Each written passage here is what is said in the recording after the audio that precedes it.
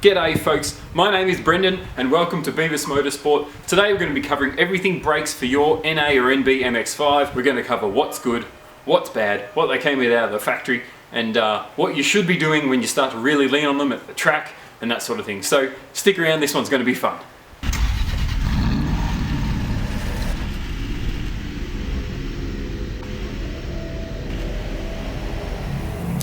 So the first thing I thought we'd look at is the NA I've got behind me and the NB I've got in front of me. Let's have a look at what Mazda brought out with them on the factory and the variances between the different models.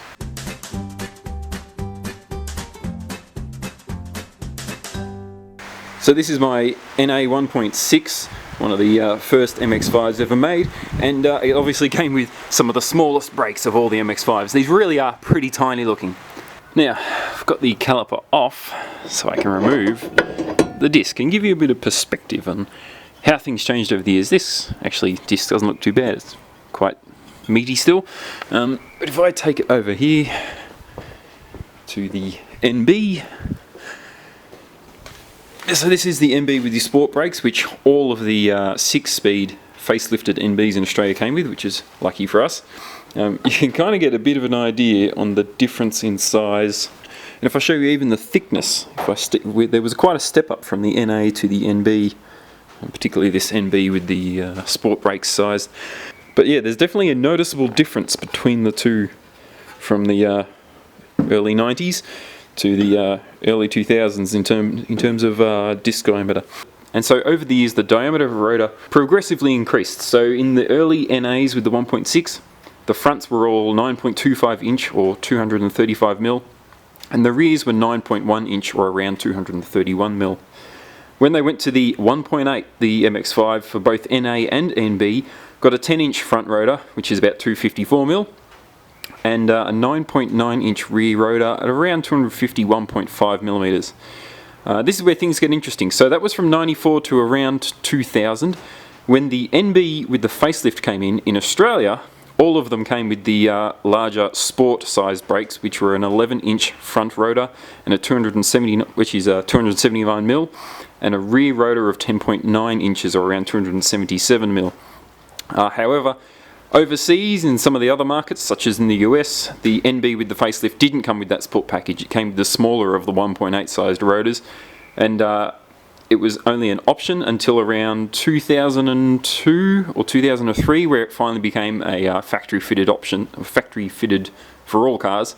The exception there is all the turbo models all got the sport brakes. So in the US, that was the Mazda Speed Miatas, they all got the 11 inch front rotor, and in Australia that would be the SE and SP models. They all got the 11 inch front rotor.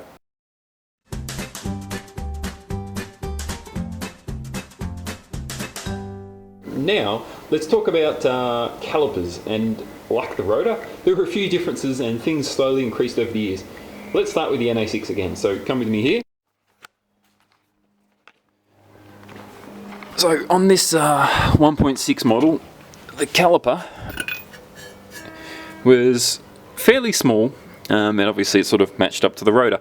However, interestingly, this caliper didn't change for many years. The bracket that it attaches to did. So when they went to the 1.8, the caliper and the sort of piston size and things didn't change.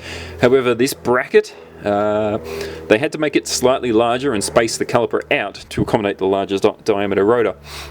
So if you've got a 1.6, you're wanting to put 1.8 brakes on, you don't need everything. You actually only need the bracket that the sliders slide over. This core part of the caliper is actually all the same. When they went to the NBs, so if you come with me over here again, if we have a look at this NB, this is a bigger caliper than the 1.8 and the 1.6, so these aren't quite as interchangeable. However, you can completely swap out a braking system between any of the NA and NB model series of cars, and the hub mounting positions are all exactly the same. The pad sizes are all different between the models, so NA with the 1.6 is small, all the 1.8s minus the sport brakes, they're a medium, and then these larger sport brakes sized brake calipers, they use a larger pad.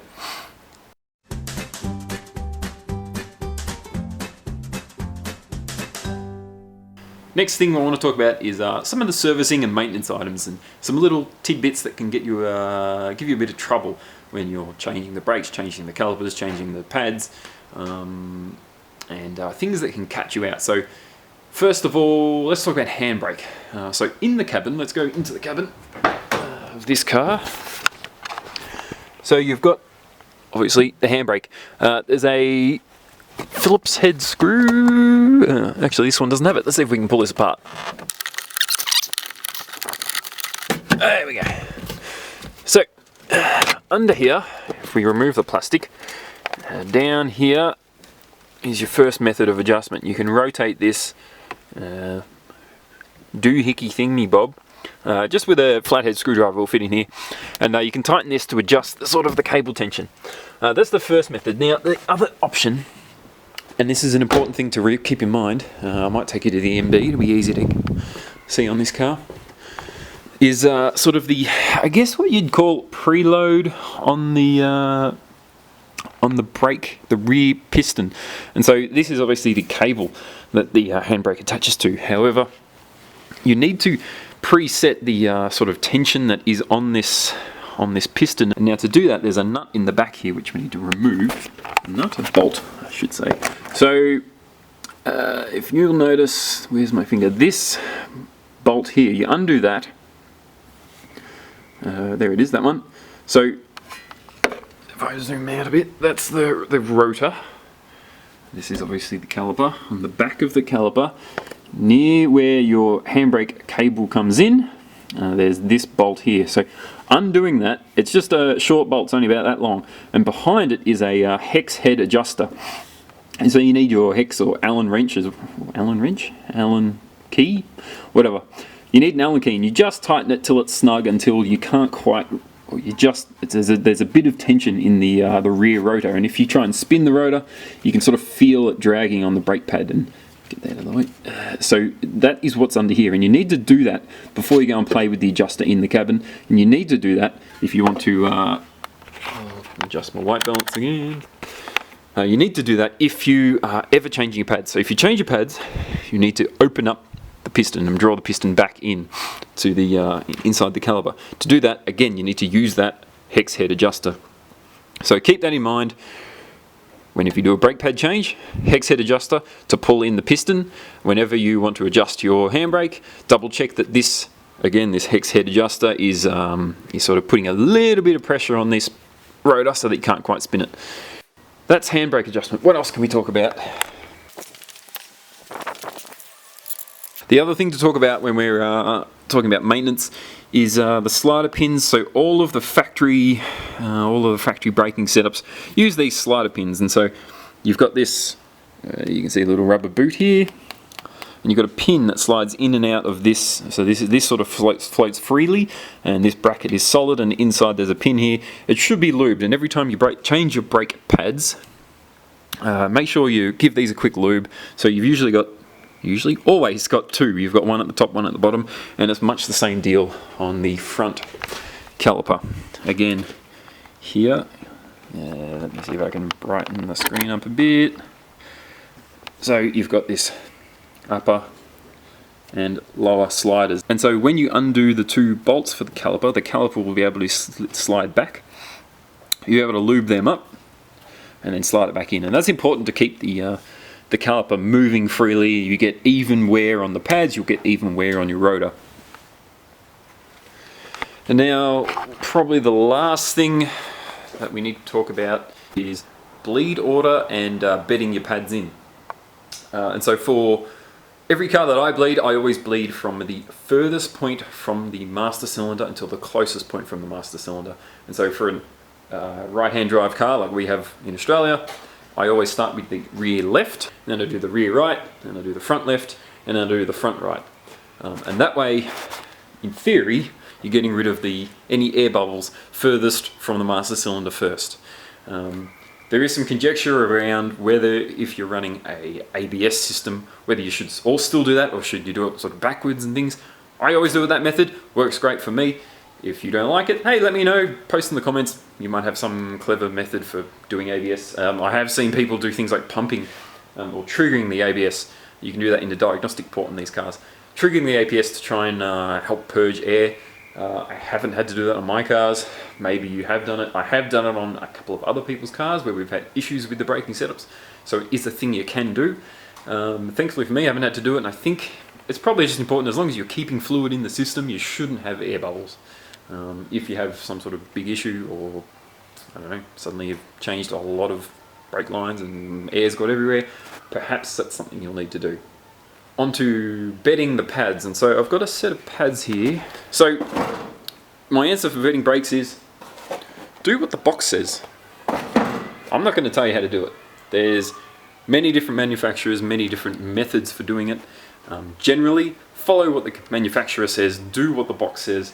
If you don't like it, Google. People will tell you 100 different methods. Go from 0 to 100 to 0, go from 0 to 60 to 0, go from, I don't know, 40 to 20, 10 times in a row. There's all sorts of different ways to do it. Just do what the box says, and at least you know you're doing what professional brake manufacturing people think you should be doing. If you do what the internet says, well, then you'd be listening to me, and that's not a good idea.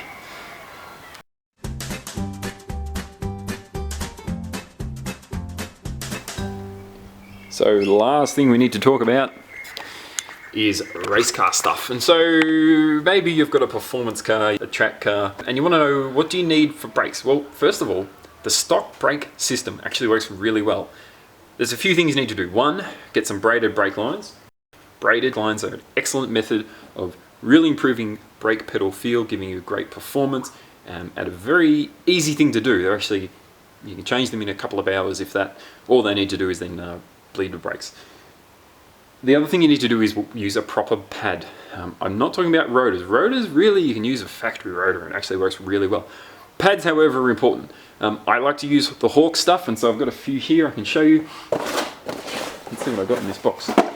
So the Hawk Blues are probably my preferred pad for pretty much any generic track stuff. They work great. You can get them for all the factory OEM spec rotors and calipers, so they'll work great for any MX-5. You can buy them off the shelf, no worries, easy. They're reasonably priced and they work really well, even for pretty much any track stuff, as long as you're not turboed and as long as you're not running crazy slicks. These things work great. You don't need big wheelwood kits, big brake kits, unless you're starting to go really fast, which is with turbos, or you're running a lot of grip, aero / slicks. Semis, these work. Semis, stock OEM brake calipers work. You don't need those fancy kits. You just need to get the right pads and the right lines and the right fluids. So then what do you need if you're running big aero, big tyres, big power? Let's go have a look at my white car. Now this is a reasonably budget spec build, although it is running a turbo with around 250 or something horsepower. If I move the wheel out of the way, I'm running the Track Speed Willwood big brake kit only on the front. So on the rear I'm still running the OEM sized sport brake, and that's quite a nice match for this rotor, for this front brake setup. The caliper is a Willwood Dyna Pro, not the Dyna Lite. The Dyna Pro is better, it is stronger, it is stiffer, doesn't flex, and the rotor is an 11.75 inch, which is pretty mighty, and the one that comes with the kit's kind of the shitty rotor. These are like $30, which is super cheap, but they wear out really quick and they crack and they're crap. You want to upgrade them to like the $90 odd proper rotor that you can get. This kit's fantastic because you can get pads quite cheap. They're like $120 odd. Depends on where you are and how far you are from the US, because that's where usually most of this stuff's made. Again, I use the Hawk brakes. However, in this, I'll go get the set. I've got the DTCs, which a bit more racy spec stuff. They're actually kind of disappointingly thin. So they're actually kind of disappointingly thin and small, which is kind of shitty. So they don't last as long. However, when you're running the bigger power stuff, you need to be running a bigger rotor like this and a bigger caliper. So when you're running bigger power, bigger grip, you need bigger brakes. That's the only time you need these, and I should emphasize that that's the important thing. You don't need to be running big fancy kits on a street car, pretty much ever. But what an interesting thing. Let's compare this to the NA rotor again and have a bit of a giggle, because It is quite funny. But I think that covers pretty much everything that is brakes. With all that information in mind, let me give you a bit of a summary. Braided brake lines are a great idea for any car, whether it be for the street only or if it's something that sees the track. I always use these items from HEL, or HEL. Their price and quality is on point. In terms of fluid, I generally use any good higher performance .4 fluid like these ones from Castrol or Penrite. Unless it's going on a serious track car, in which case you really want a high temp race spec fluid like the Motul RPF 600. For pads, I like to use the Hawk HPS or HP Plus for the street or mild track day use. The Hawk Blue is great for the more serious track stuff, and then if you're really pushing the car, the Hawk DTC 60 or 70 might be up your alley. But if you're at that level, you probably don't need me to tell you what to do anyway. When it comes to rotors, OEM ones work well in most cases, until you start to run to the higher power or higher grip levels at the track. If that's the case, it's probably time to consider a brake upgrade. There are many options out there. Whichever you go with, be sure it will fit within your wheels. Some brake kits start to get too big for a 15-inch rim. I personally chose the Trackspeed 11.75 inch kit, but you can get kits from all the big Miata specific tuning shops in the US, 949 Racing, Goodwin Racing, or Flying Miata, for example. Well, that's everything for brakes for an MX-5, at least that I can think of. Hopefully you enjoyed that, hopefully got something out of it, and hopefully gives you some ideas on what you should do for your car. If you think I missed anything, let me know in the comments. I probably did. It happens often. But if you did get something out of this video, don't forget to give it a thumbs up, subscribe if you haven't already, and we'll see you next time. Thank you very much for watching.